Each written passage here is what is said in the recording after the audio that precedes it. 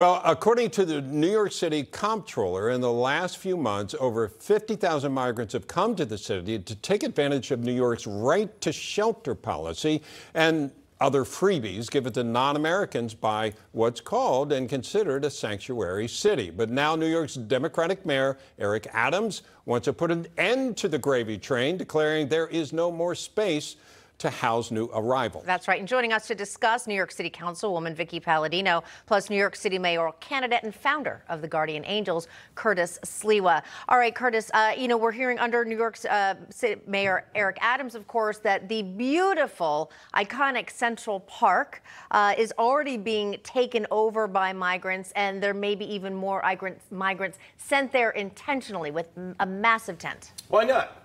Put him in Central Park so that all of his donors on the east side and west side will be screaming and yelling at him. They're not going to do it in Central Park. They're doing it in the outer boroughs, where Vickie is, where I was last night. 4,000 demonstrators saying no to tents, no to illegal aliens in Queens. So Eric Adams knows exactly where he's going to put these people. And to be honest with you, you look at the places.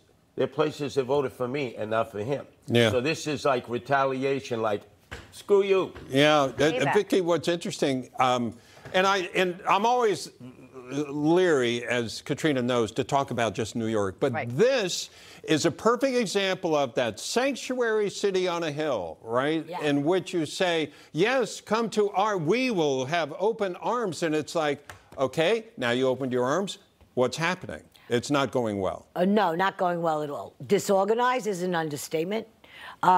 We don't know how to say no. What do? Sanctuary city, like you say, the lady in the harbor, give us your poor, your weary, your whatever. Now we've got them. They're flying into Mexico City. It's a free-for-all from all over the world. They fly into Mexico City. They walk across the border. First stop, New York City, because nobody gets treated better than if they come here to New York City. Everybody who comes here now. And whether they're sleeping on the street or they got a cot, it doesn't matter. Come to New York. And it's going to continue on and on until we finally say no more. We cannot have any more. We're done. We reached capacity months ago. Now, for them not to be able to come up with a straight number, you hear 57,000, you're hearing 94,000. They don't know how many people are here. There's well over 107, 110,000. Yeah. And these respite centers and these shelters are not being run right at all. And, Mayor Eric Adams also, he was speaking and he said, ask the people of New York, well, think about what you should be doing about this migrant crisis. No, Mayor, think about what you as mayor should be doing. And similarly, in trying to kind of relieve himself of responsibility, listen to this. He also was in the news just a few days ago in the aftermath of last week's Union Square riot, where hundreds of out-of-control teenagers attacked cops, smashed NYPD vehicles, destroyed property. Here's what the mayor said.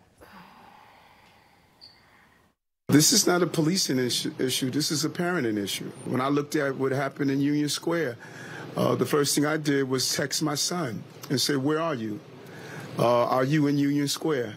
And I wonder, with the thousands of children who were there, hurling dangerous objects at police officers, disrespecting the residents in the area, attacking each other, how many parents text their children? Yeah, and Curtis, funny, he never told us what his son's answer was. First off, Jordan, his son, is in his 30s. He would not have been there. It's 13 to 18-year-olds. Secondary, there were no PlayStations being given out. The influencer faked everybody out, was arrested for inciting to riot. Where have we heard that before? January 6th, close to 1,000 people, some of them still in jail. They released him from jail. This guy got over it. There are going to be other people doing exactly the same thing. Just so people know, elsewhere, you ran for mayor. Yes. Eric Adams won, okay? Yes. If you had won, what would the situation be? How would you have handled these? Number one, I'm assuming you would have called up Greg Abbott and said, don't send any up here. No. I would have taken Greg Abbott up on his invitation to come to the border. Remember, Greg Abbott was very affable. He said, and this is after Eric Adams called him a racist and said, I can do it better. He said, no, come to the border, Democrat, Republican. You'll see the mess that we have. We have to send them to you. I would have said, no, Greg Abbott, it's not your problem. It's not our problem. I would say to the illegals, hey, take a rest stop here for an hour. We're going to give you a great box lunch. And turn the bus around. Go to your Papa Chulo. Go to the guy who said, who's your daddy? Remember in that debate against President Trump? If I'm president, you can all come.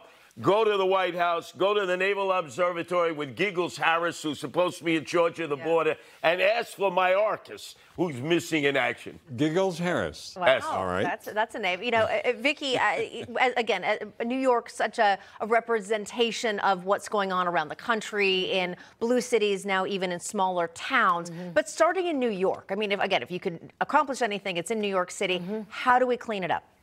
How do you clean it up? Well, the mayor, everybody here, look, the fault of this city lies in lack of good leadership, period.